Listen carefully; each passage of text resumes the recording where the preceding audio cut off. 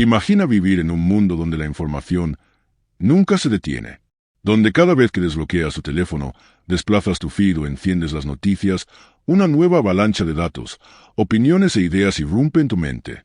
Este es el mundo en el que vivimos hoy.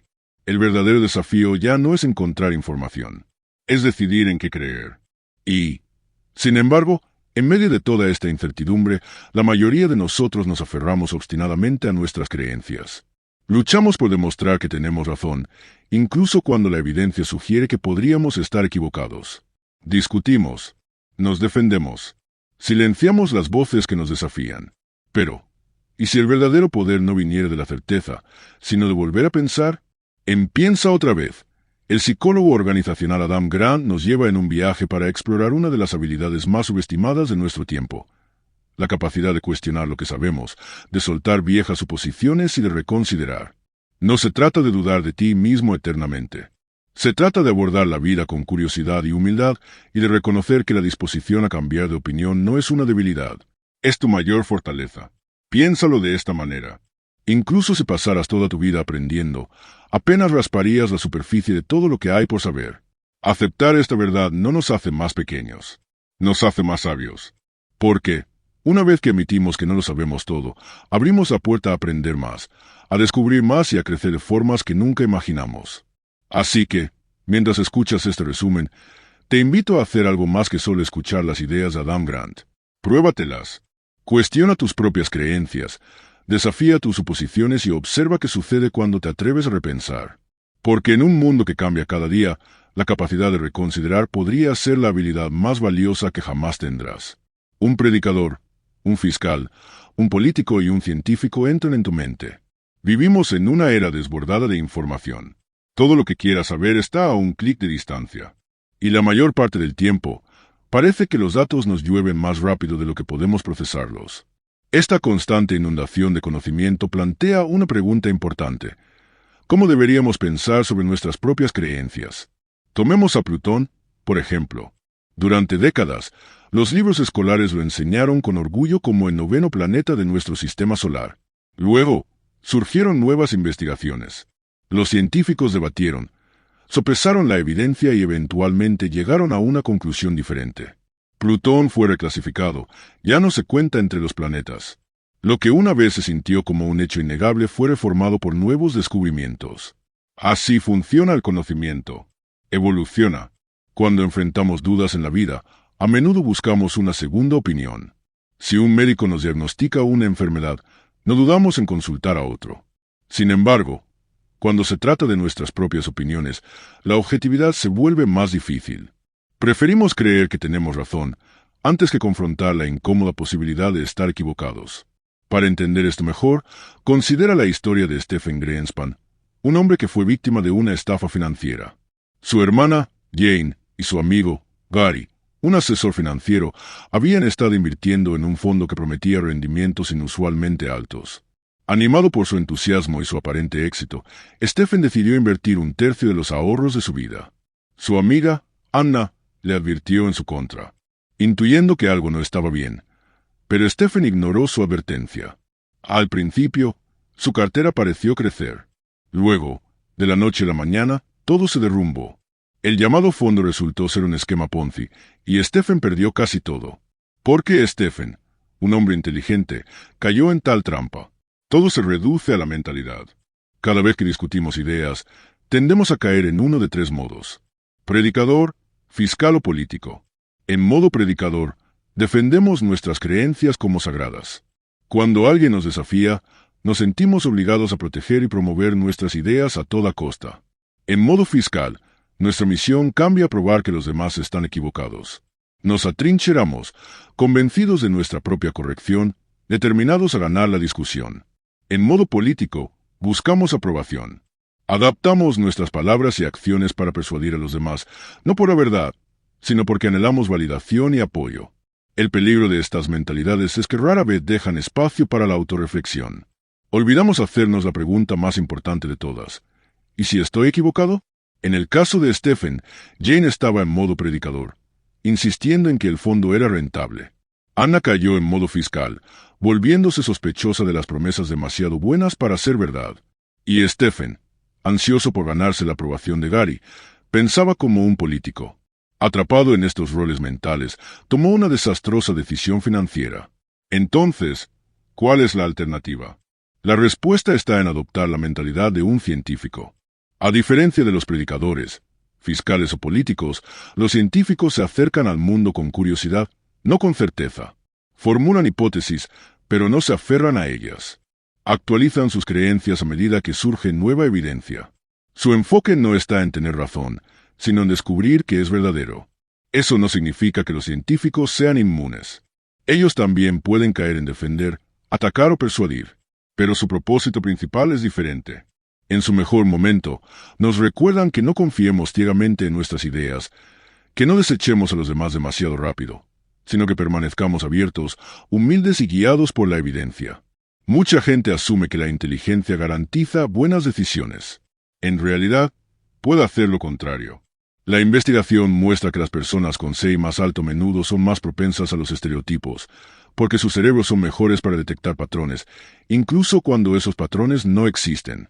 En otras palabras, cuanto más inteligente eres, más difícil puede ser soltar tus creencias. Admitir tus límites, reconocer que podrías estar equivocado, ahí es donde comienza la verdadera sabiduría.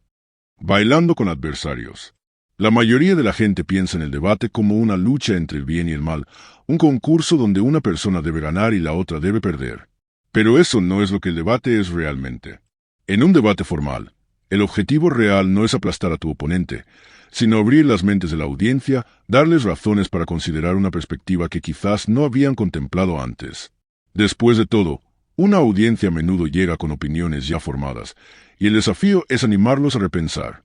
En debates informales, del tipo que tenemos en la vida cotidiana, el objetivo cambia. Aquí, no estás frente a una multitud, sino frente a una pareja, un amigo o un colega. El objetivo no es discutir hasta someterlos, sino ayudarlos a ver otra capa de la verdad. Con demasiada frecuencia, la gente confunde el debate con una pelea. En realidad, se acerca más a una negociación, un intercambio delicado donde el resultado depende tanto de escuchar como de hablar. Adam Grant compara el debate con un baile.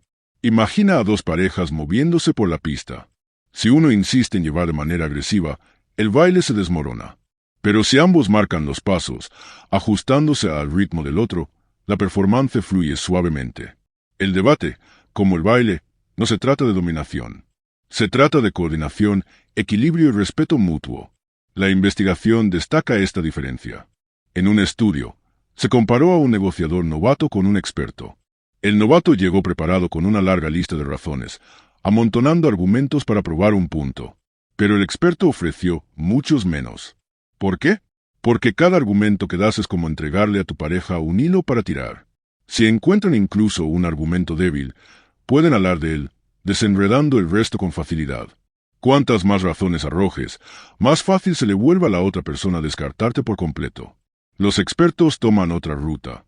En lugar de defender su posición interminablemente, hacen preguntas. Investigan con curiosidad, no con la intención de dominar, sino para recopilar información. Su objetivo no es ganar a cualquier costo, sino llegar a un resultado que funcione para ambas partes. Y aquí yace el secreto. Cuando muestras que estás dispuesto a escuchar, cuando pruebas que estás abierto a cambiar de opinión, la otra persona a menudo refleja esa apertura. Ellos también se vuelven más dispuestos a escucharte, más dispuestos a reconsiderar su posición. Esto es lo que separa a un auténtico buscador de la verdad de un predicador, un fiscal o un político. No estás tratando de probar que alguien está equivocado, ni estás persiguiendo aplausos. Simplemente estás tratando de descubrir que es real, y eso te hace mucho más creíble. La investigación también revela algo poderoso. La gente respeta a quienes admiten errores. Reconocer tus límites, mostrar que estás dispuesto a aprender, te pinta como una mente abierta y accesible. De hecho, en las entrevistas de trabajo, los candidatos que revelan que son conscientes de lo que no saben a menudo son preferidos sobre aquellos que alardean de sus calificaciones. Los empleadores quieren aprendices, no sabelotodos. Valoran la humildad porque la humildad señala crecimiento. Debatir, entonces, no se trata de chocar con enemigos. Es un baile, uno en el que ambas parejas se mueven al ritmo del descubrimiento. Cuanto más gracefulmente entres en ese baile, más probable es que otros sigan tu lead.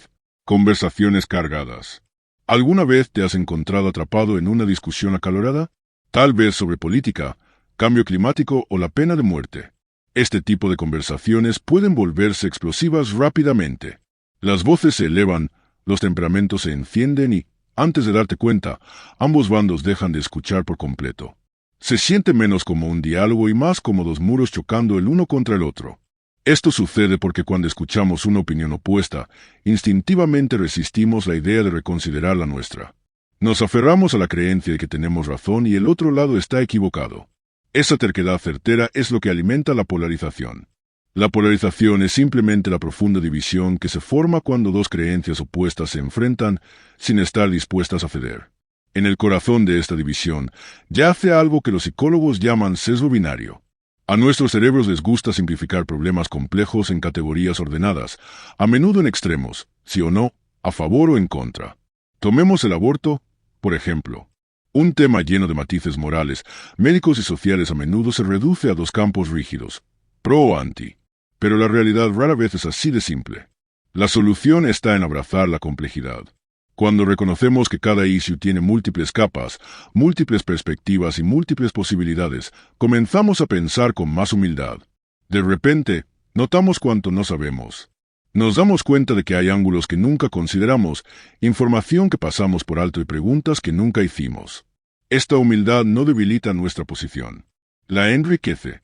Para ver cómo funciona esto en la práctica, entremos en el laboratorio de conversaciones difíciles en Nueva York. Aquí, el psicólogo Peter T. Coleman lleva a cabo un experimento inusual. Empareja a extraños y les da 20 minutos para debatir un tema divisivo como el aborto. Al final, ambos participantes deben decidir si han encontrado suficiente terreno común para firmar una declaración conjunta, que luego se publica. Antes de que comience el debate, cada persona lee un artículo de noticias. Curiosamente, el artículo no trata sobre el aborto en absoluto. Podría ser sobre control de armas. Pero la versión que leen puede dar forma al resultado de su conversación. Algunas versiones presentan ambos lados de un argumento de manera justa, mientras que otras presentan un issue como complejo, con múltiples perspectivas. Los resultados son sorprendentes. Cuando las parejas leen la versión equilibrada, casi la mitad logra ponerse de acuerdo en al menos un punto y firmar una declaración conjunta.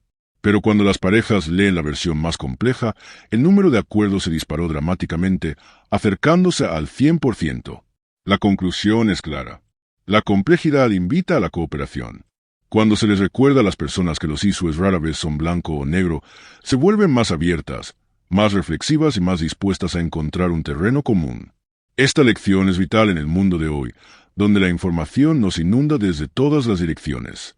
Si insistimos en ver los issues solo a través de una lente simple de sí o no, nos atrapamos en el conflicto. Pero si aprendemos a ver los matices de gris, a explorar las perspectivas pasadas por alto, fortalecemos nuestra capacidad de pensar críticamente y participar con calma, incluso con temas emocionalmente cargados. Así que la próxima vez que entres en una conversación acalorada, recuerda que no se trata de ganar o perder. Se trata de alejarse del pensamiento binario, abrazar la complejidad y encontrar el coraje para repensar. No es la forma en que siempre lo hemos hecho. La habilidad de repensar no es solo para individuos. Puede cultivarse dentro de los grupos también. De hecho, para las organizaciones, la capacidad de reconsiderar puede significar la diferencia entre la supervivencia y el colapso. Las empresas que construyen una cultura de aprendizaje, donde se valora la curiosidad y se reconocen los límites, están mucho mejor equipadas para innovar, adaptarse y prosperar. En una verdadera cultura de aprendizaje, las personas conocen los límites de su conocimiento. Aceptan que hay innumerables cosas que aún no entienden y que la humildad las mantiene abiertas. Las hace ansiosas por probar nuevos enfoques, testear nuevas ideas y seguir innovando en lugar de aferrarse a lo antiguo. Considera la experiencia casi trágica del astronauta Luca Parmitano. Durante una caminata espacial, sintió que el agua se acumulaba dentro de su casco. Al principio, pensó que podría ser solo sudor, pero la cantidad era demasiada. Alarmado, lo reportó al control de misión, que inmediatamente ordenó que él y su compañero regresaran a la nave espacial. Mientras se movían hacia la seguridad, el problema empeoró. El agua seguía subiendo dentro de su casco, nublando su visión y amenazando con cortar su suministro de aire. Para cuando llegaron a la esclusa de aire, Luca apenas podía ver o respirar. Su compañero tuvo que asegurar la cámara, y solo en el último momento posible Luca logró quitarse el casco, escapando por poco de la muerte. Más tarde, la investigación reveló una fuga. Y aquí está la parte crítica. Luca había notado gotas de agua en su casco antes de la caminata espacial y lo mencionó, pero la tripulación asumió que era solo una pequeña fuga de la bolsa de bebida dentro del traje. Una ocurrencia normal, nada grave. No cuestionaron la suposición. Esa oversight casi le cuesta la vida a un astronauta. La NASA aprendió de este error, como lo ha hecho de otros. Incluso entre las mentes más brillantes, el exceso de confianza puede engendrar descuido. Cuando crees que tus sistemas son perfectos, dejas de cuestionar. Y cuando dejas de cuestionar, los pequeños problemas pueden convertirse en catástrofes. Entonces, ¿cómo creas una cultura de reconsideración en tu organización? Comienza alentando a las personas a revisar constantemente sus métodos, a mirar su trabajo no solo a través de sus propios ojos, sino también desde la perspectiva de los demás. Significa preguntar, ¿qué podemos mejorar? ¿Qué necesita actualizarse? Muchas empresas promueven la idea de las mejores prácticas. Se alienta a los equipos a compartirlas, y los empleados las siguen para presentaciones, comunicación con clientes o tareas diarias. Las mejores prácticas son útiles, pero vienen con un peligro oculto. Una vez que un método se etiqueta como mejor, la gente deja de cuestionarlo. Rara vez se detienen a preguntar, ¿esto todavía funciona? ¿Podría mejorarse? La verdad es que las mejores prácticas pueden producir resultados rápidos, pero rara vez fomentan el aprendizaje a largo plazo. Nos hacen eficientes, pero también pueden hacernos complacientes. El pensamiento orientado al rendimiento se centra solo en completar la tarea con estrategias probadas, sin preguntar si esas estrategias siguen siendo relevantes. Y una vez que los hábitos se endurecen, incluso los procesos obsoletos continúan sin ser desafiados. Sin embargo, las estrategias más fuertes se construyen sobre el pensamiento y la reconsideración. Emergen de personas dispuestas a cuestionar, a innovar y a profundizar en los problemas con creatividad. Es por eso que las mejores organizaciones no solo persiguen resultados. Nutren una cultura donde se alienta a los empleados a evaluar, experimentar y repensar una y otra vez. Porque a la larga, repensar no es solo una habilidad, es supervivencia. Escapando de la visión de túnel. Muchos de nosotros crecemos con un solo plan tallado en nuestras mentes. Quizás cuando tenías solo 7 años, decidiste que serías médico, y desde ese momento, cada elección académica que hiciste apuntó en esa única dirección. Pero, ¿qué pasa si ese plan falla? ¿Qué pasa si la vida te lanza lo inesperado? Para la mayoría de las personas, la idea de reconsiderar su camino ni siquiera cruza por sus mentes. Crean un plan. Se aferran a él y dejan que defina el curso de sus vidas. Cuando una estrategia falla, nuestro instinto no es cambiarla, sin esforzarnos más. Redoblamos la apuesta en lugar de dar un paso atrás. Sin embargo, lo que realmente necesitamos en esos momentos es un plan B. La investigación muestra que esto es especialmente cierto para los emprendedores. Pero, ¿por qué la gente se resiste a considerar alternativas? ¿Por qué se aferran tan firmemente a un camino fallido? Una razón poderosa es la falacia del costo hundido. Esta es la tendencia a seguir invirtiendo tiempo, dinero y energía en algo simplemente porque ya hemos invertido tanto, incluso cuando la evidencia grita que no está funcionando. Es una peculiaridad de la psicología humana. No queremos admitir que estuvimos equivocados, así que continuamos, esperando probar de alguna manera que nuestras decisiones pasadas fueron correctas. Mantenerse en una decisión se siente simple, incluso reconfortante.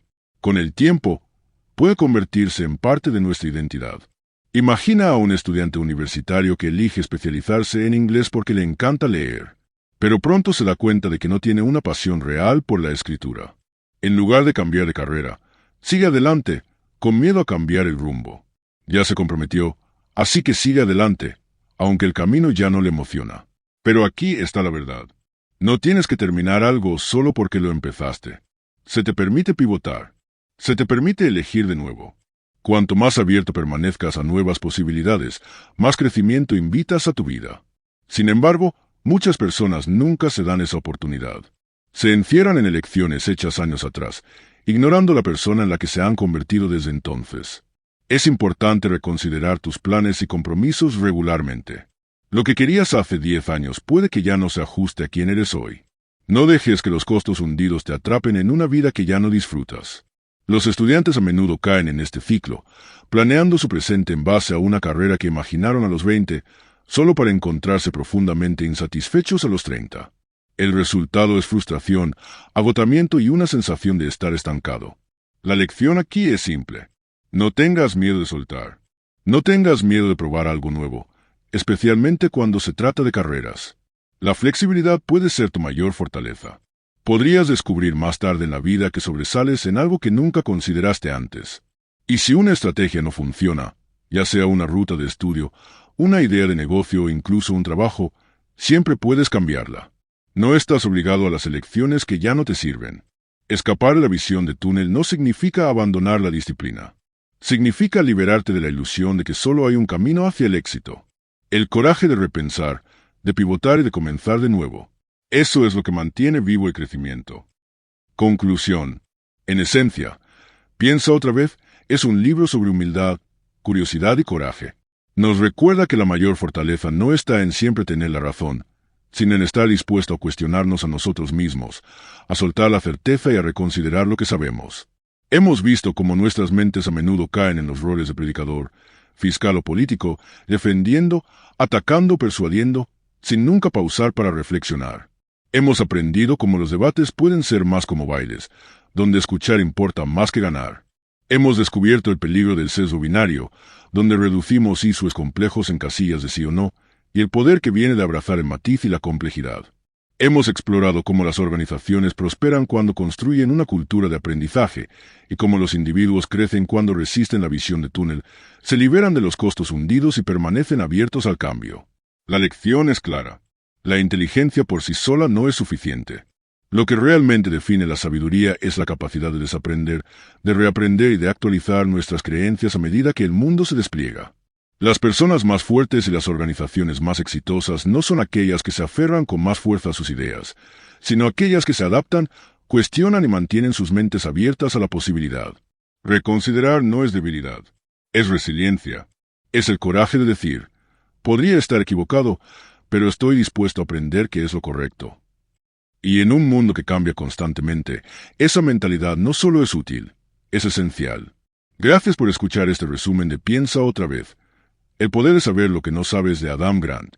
Si este libro ha encendido nuevos pensamientos o ha desafiado los antiguos, entonces ya ha hecho su trabajo.